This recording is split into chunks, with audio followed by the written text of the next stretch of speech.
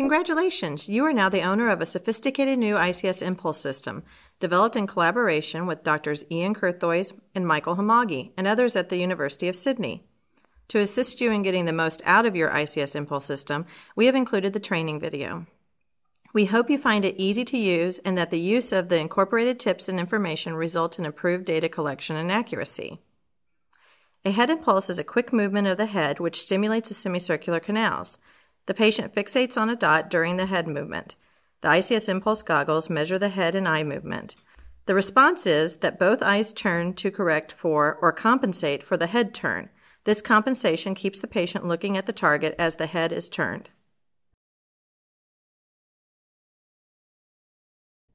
The ICS Impulse should not be performed on patients with a neck injury or on patients who have been told by their physicians to limit or avoid neck movement activity.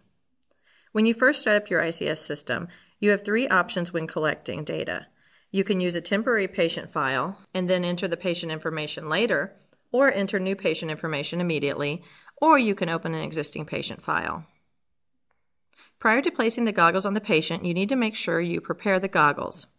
If needed, you can clean the goggle housing. The goggle housing is made of molded plastic material which can be cleaned using a damp cloth moistened with a mild detergent and water solution.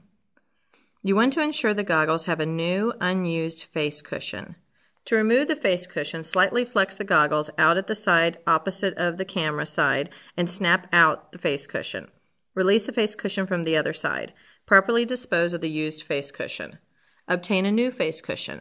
Align the tab of the face cushion with the hole on the camera side of the goggles. Ensure the face cushion is inside the nose piece. Slightly flex the goggles at the opposite side. Align the tab of the face cushion with the hole in the goggles. Double check both sides are fully inserted by pressing it at each side. The next thing you might want to do is clean the mirror. Use the provided cleaning cloth and gently wipe the mirror on both sides. The place where the patient is tested can vary, but must allow you to position the patient at least 1 meter from the wall, or other solid surface that can be used as a projection surface. Choose a wall that allows you to position the patient at least 1 meter in front of the wall. Apply one of the fixation dots supplied with the ICS Impulse system to the wall. When goggles are placed properly, they sit comfortably on the bridge of the patient's nose and will not slip during testing. Improper goggle placement may result in goggle slippage, and slippage will result in inaccurate data collection. First, you want to position the goggles on the patient's face over the bridge of the nose. Bring the strap above the patient's ears and around to the back of the head. Tighten the strap tight enough to ensure that the goggles will not shift horizontally during testing. Allowing some flexibility in the cables for head movement during testing is important. Clip the cable to the patient's clothing at the top of the shoulder. Ensure the eyes are wide open with eyelids positioned to not interfere with data collection. If required, adjust the skin around the eye. Tilt the bottom of the goggles out and away from the face, pulling the skin below the eye down and repositioning the goggle to hold the skin in place. Tilt the top of the goggles out and away from the face, pulling the skin above the eye up and repositioning the goggles to hold the skin in place. To begin the test, you're in the Test Setup tab. You want to first select the impulse type, lateral, LARP, which is left anterior, right posterior, or RALP, which is right anterior, left posterior. When you choose lateral, notice that the lateral head trace is in bold. If you choose LARP, the blue head trace for LARP is in bold, and if you choose RALP, the pink head trace for the RALP is in bold. This is because you're determining which plane of the gyroscopes you're recording from. So lateral will be a horizontal plane, LARP would be running from left anterior to right posterior, and RALP would be running a plane from right anterior to left posterior. The other thing I want to point out is, let's go back to lateral and look at the training curves. When I choose lateral, and then when I choose LARP and RALP, they're changing.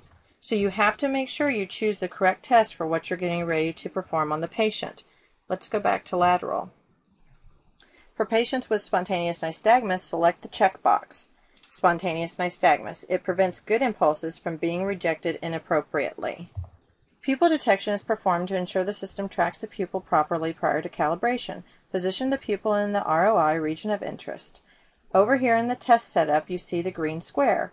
You want to make sure the pupil is positioned within the green square. You can do this either by left-clicking and dragging the green square, or clicking on the pupil to center the pupil inside the green box.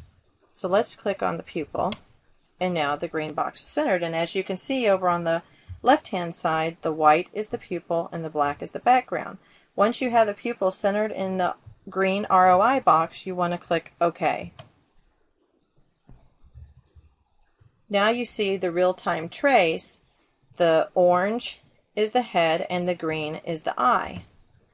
You can look at the pupil in one of two ways: grayscale image or pupil location. When it is in pupil location, the pupil is white and the background is black. In grayscale, the white cross signifies the pupil. If you're going to be doing a video recording, the grayscale image is what you want to use. Otherwise, I find pupil location to be more user-friendly. If the pupil has not been identified, you want to select Auto Threshold. The system centers the crosshair on the pupil. If you want to video record the eye during the head impulse testing, you have two options. Use the control buttons to manually start and stop the video recording. To start the video recording at the same time as data collection starts, select the checkbox Auto Record, which will set the software to always simultaneously start the video recording when head impulse data collection starts. Now the patient will stare at the fixation dot. Observe the green eye trace in the real-time trace window, ensuring that it is as flat as possible when the patient is fixating on the fixation dot. Turn the lasers on. There are two laser dots projected on the wall. Ask the patient to look at the left dot, then the right dot. This ensures the camera is tracking the pupil. If the crosshair fails to track the pupil, jumps around, or does not stay centered on the pupil, move the threshold slider to make further adjustments. Adjust the pupil detection by clicking plus or minus, or by sliding the bar. In the calibration procedure, the patient is asked to switch their gaze between the two dots that appear when calibration is performed. As the patient's gaze switches, the system tracks the movement of the pupil. When the patient cannot be calibrated because they cannot see the dots, click Default to use the calibration default values. The calibration values are used to analyze eye movement during the impulse testing. During this procedure, both lasers will turn on. Do not look directly at the lasers. Click Run to start the calibration. You will ask the patient to hold the head still, ask the patient to look right at the right laser beam dot, ask the patient to look left at the left laser dot, then ask the patient to look right and look left. So we're going to click Run. The calibrations are automatically saved. Ask the patient to stare at the fixation dot. Slowly move the patient head left and right about 10 degrees each direction. The head and eye trace should be overlaid. If not, redo calibration or check the patient history. If the person has to make catch-up saccades during low-frequency head rotations, it can indicate either vestibular loss or cerebellar dysfunctions, or both. If calibration is good, click Accept. The impulse settings defines how many valid left and right impulses are required before the test stops automatically. Here you see 20 left head impulses and 20 right head impulses. To change the number of the suggested minimum head impulses for the current testing session, click the up and down arrows or type the number in directly. 20 has been recommended by Drs. Hamagi and Kurthoys as the minimum number that should be collected for both left and right side. The elapsed time displays along with test date and test time at the bottom of the window. While performing the head impulse test, both the real-time trace window and the impulses window display head and eye traces to assist you in understanding the quality of data being collected. There are algorithms built into the system that will reject bad head impulses. While you are doing the head impulse testing, you will want to look at the real-time trace window and the impulse window. The real-time trace window allows you to monitor both head, which is displayed in 3 traces representing the 3 planes of the gyroscope. The 3 planes represent the lateral plane, the LARP plane, and the RALP plane for the head movements. The one in bold should move when performing the impulse type you selected. So if you chose lateral impulse, the lateral should be the bold one, and that should be the tracing that's moving. If there's movement in the other two head traces, you may be stimulating those canals. So you want to make sure that the two traces that you did not select, so let's say you're doing a lateral test, that the LARP and RALP, they're not bold, and you want minimum movement in those two traces. In the lateral one that you did select should be bold, and that's where most of your movement should be when doing your head impulse test. And then the eye movement is displayed in green. By monitoring the real-time trace, you can make sure the patient is cooperating and staring at the fixation dot. Also notice the feedback system. This indicates if the head impulse was good or bad. Green light is good, orange light is not good. If the head impulse is poor, the software indicates why. Down at the bottom it'll say whether it was too slow or too much overshoot. You also want to make sure there is minimum movement again in the planes that you are not testing. The impulse window helps you perform good head impulses. The gray training lines represent the shape of the good head impulses at a variety of velocities. And remember, the shape is different for lateral versus LARP versus RALP. So the shape changes based on the test type you chose. Positive velocities represent leftward head impulses, and negative velocities represent rightward head impulses. The actual head and eye traces are superimposed on top of the gray training lines. The eye trace is always represented in green. White dots display along the y-axis to indicate the velocities of impulses collected. Remember, the sweet spot is 150 to 200 degrees per second. Comparing the actual traces against the training lines helps you ensure that the tester performs quality head impulses and that only good data is included in the analysis. The collection algorithm assures that only good head impulses are accepted for analysis. When performing the head impulse, you want to make sure it is randomized. Perform multiple velocities and randomized left and rightward movements. You want to make sure the patient cannot predict which direction and what velocity the head impulse will be performed. Touching the goggles or the goggle strap while moving the patient's head can result in moving the camera, which produces artifacts in the collection data. Again, it is important the goggles are strapped on tight and do not move during testing. Standing behind the patient, place your hands on the top of the patient's head well away from the goggles and the goggle strap. Ask the patient to stare at the fixation dot. For lateral head impulse, perform the head impulse by moving the head abruptly in a very quick motion like a kick. The tester should imagine a target point about 15 to 20 degrees to the right and left of the patient's head, straight ahead of them. The tester should try to turn the patient's head so that the patient's nose is pointing at the imaginary spot, moving it abruptly, trying not to overshoot the 15 or 20 degrees and trying not to have a return. Just a quick, direct head turn to that imagined target point. Hold it there for a few seconds, and then slowly bring the head back to straight ahead or facing the wall. The key bit of feedback for the tester is that the movement should be precise. It should go up and come back to baseline with very little overshoot. Look at your head impulses and compare them to the training curves. The head impulses should be presented in an unpredictable manner and direction and at varying velocities. After each head impulse is performed, you should look at the impulse window and see if the head impulse you perform matches the training curves. Note how the head movement, the orange line, matches the gray training curve. Also note the white dot indicating the velocity at which it was performed, and whether the head impulse was accepted or rejected. Again, if a poor head impulse is performed, look at the feedback system to see why the impulse was rejected. Was it too slow, or did it have too much overshoot? You want to start with lateral head impulses if you've never done head impulses before. Perfect your lateral head impulses, and then start doing LARP and RALP. LARP and RALP head impulses are a little more difficult and will be covered in a separate video. The system automatically stops when the minimum numbers for left and right impulses have been reached. To manually stop the test, click Stop, data collection is saved, or click Cancel, data collection is not saved. The data is automatically analyzed and displayed in the 2D analysis window. Let's look at some of my first head impulse results. Here you can see the differences in results from practice. These 3 sessions took about 10 to 15 minutes, and by watching the training curves, instant improvement. Look at the head velocity in trial 1, especially on the left side. They did not align well. Same in trial 2, but in trial 3, both the left and the right velocities align quite well. Now let's look at common mistakes. Here is an example of a head impulse that was performed too slowly. Notice that the tracing is broad and does not match the training curve.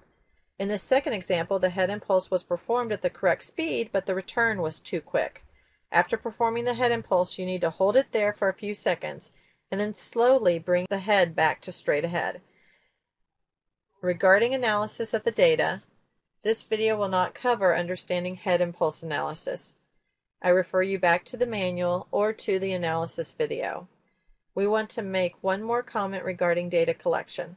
The analysis algorithm evaluates the good head impulses and ensures that the patient was performing the task appropriately. For example, if the tester performs a good head impulse and that data is saved, but if the patient happened to blink or be looking around during the good head impulse, the analysis algorithm then discards this data as not being valid. Therefore, in the analysis section under the Info tab, you see the data was collected as well as the data that was actually analyzed. You may find some of the collected data was not analyzed. There are 2 algorithms to assure that good data is collected. And if you need a little more help learning how to do head impulses, I suggest you watch the More Tips video. So we just finished doing lateral head impulse, and now we want to do the vertical canals, the anterior and posterior canals. So now we're going to start with LARP, that's left anterior, right posterior. So you select LARP, and the first thing you need to do is center the head. You want to make sure that the patient is sitting straight directly in front of the fixation dot, and make sure their head is completely aligned with the fixation dot. The center button determines the 0 point or your reference point. So for accurate measurements, the patient's head should be facing straight at the fixation dot and not moving when the center button is clicked. So click the center button, and then you want to move the head 35 to 45 degrees to the right. Now this is easy to remember. Left starts with L, and you want to do the opposite of the first letter. So you turn to the right.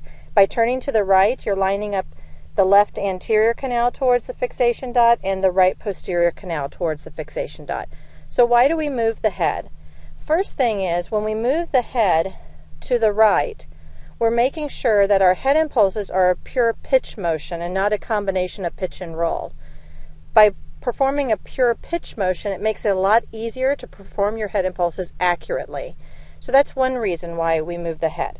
Now, even though we're moving the head to the right 35 to 45 degrees, we have the patient look back at the fixation dot and not towards their nose. And the reason we do that is because then the eye movement is pure vertical and not a combination of vertical and torsional eye movement. When you measure torsional eye movement, you need to do it at a slower frame rate to be able to pick up the torsional component. We are using 250 Hertz to pick up the catch-up saccades. And so therefore at a higher frame rate, we cannot measure the torsional component. So we want to make sure that we have just a pure vertical eye movement. Now the other thing is that if you had some torsional component in there, it could also affect your gain. So you want to make sure that you move the head 35 to 45 degrees to the right and that the patient is still staring back at the fixation dot. So the next question is why is 35 to 45 degrees important? Well, first let's talk about the head position feedback. This is the head that you see on your screen that is measuring your patient's head movement based on the sensor in the goggles. And therefore, when you move to 35 degrees, it turns yellow. So 35 to 39.9 degrees is yellow, 40 to 46.9 degrees is green, and 47 to 49.9 degrees is yellow again. The minimum is to be in the yellow range. It's ideal to be in the green range. So the head position feedback is a guide to help you position the patient's head in the optimal range. The head has to be a minimum of 35 degrees in order to test LARP and RALP. The head impulse at 35 degrees still stimulates a canal position at 45 degrees with about a 98% effectiveness. The problem is that a head impulse at 35 degrees will also stimulate canals in the opposite testing plane, so in the RALP plane, with about 17% stimulus magnitude, which is still significant. So even though 35 is the minimum, it's best to be at 45. The further you go, closer to 45, the less you're stimulating the other two canals that you're not testing. And to learn more about this, you need to refer to our frequently asked questions. Okay, so now we're doing LARP, left anterior, right posterior. You move the head 35 to 45 degrees, and you can see that the head is green, the left anterior canal is green, and the right posterior canal is green. Once you have the head positioned properly, you need to move the ROI.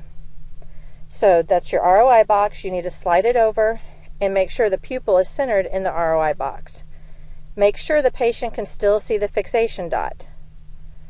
And you do not have to recalibrate. Remember, the calibration you did at the beginning of lateral is saved, and it'll be reused for LARP and RALP. So now you want to put one hand on the chin and the other hand on top of the head. The hand on top of the head should be your dominant hand. So if you write with your right hand, make sure your right hand is on top of the head. And then your other hand, your left hand, would be under the chin. You want to make sure that your fingers are facing the fixation dot, because you want to make sure that you're doing your head impulses towards the fixation dot and not towards the nose. So the hand on top of the head, your fingers should be facing the fixation dot. The hand under the chin should just be bracing the chin. You don't want to curl your fingers up the side of the cheek, because then you could actually be moving the cheek, and any movement of the cheek could possibly move the goggle. You just brace your hand under the chin and then the other hand on top of the head. Okay, so when you're doing your head impulses, when you move downward, move the head downward, the head impulses, you're stimulating the anterior canal. When you move the head backwards, you're stimulating the posterior canal. Remember, it is still a small amplitude, only 10 to 15 degrees, and the velocity is going to be a little bit smaller than your lateral head impulses. So lateral, we're used to turning our head from side to side, but the movement from downward and backward is a little bit more difficult for humans. So you still have a high velocity, but it's more like 100 to 150 degrees instead of 150 to 200. So you want to make sure you still have a good velocity, and that, again, the amplitude is small, only 10 to 15 degrees. So now you're performing your head impulses. You want to make sure your data matches the training curves. The only head trace which should be moving is the blue curve. The orange and pink should be fairly flat. If the head is drifting more towards center, if you're pulling it back to center by accident, or if you direct the impulse towards the patient's nose, you will get an orange light in the operator feedback and a message that says, wrong plane stimulated. So this is a new message for version 2.0. So remember, when you're doing head impulses, you can always get it that's too slow, too much overshoot, but now, if you're stimulating the wrong plane, you'll get a message that says wrong plane stimulated. So again, your impulses should be matching up to the training curves. You should be seeing the green light. You should only be seeing movement in the head trace, that is the LARP, that's your blue trace. So once you're done with LARP, then you want to do RALP. So now let's choose RALP. RALP is right anterior, left posterior. Again, make sure the patient's head is centered in front of the fixation dot. Click center, and now move the head 35 to 45 degrees to the left. Now remember, the first letter is R. R for right. You're going to go the opposite. So we're going to go left. And verify that the patient can still see the fixation dot. You want to reposition the ROI and click OK. When you have the head positioned properly, when you move the head downward, you're stimulating the right anterior canal, and when you move the head backwards, you're stimulating the left posterior canal. Again, no need to recalibrate, as we have already done this before. Make sure your data matches the training curves. Make sure the light is green, and also be looking. The pink trace now for RALP should be the only head trace that is moving. The orange and the blue should be fairly flat. If you get an orange light and it says wrong plane stimulated, you're either moving the head towards the nose or you pulled the head back towards the center. So remember, your data should match the training curves, the green light should be on, and you should be getting accepted results. When you have finished, you have collected data for all 6 canals, lateral, LARP, and RALP. Thank you for taking time to view the ICS Impulse Training video. In 1 minute and 10 seconds, as illustrated in this video, you can assess the vestibular function of both ears. The entire test, including patient entry and reporting, takes less than 10 minutes.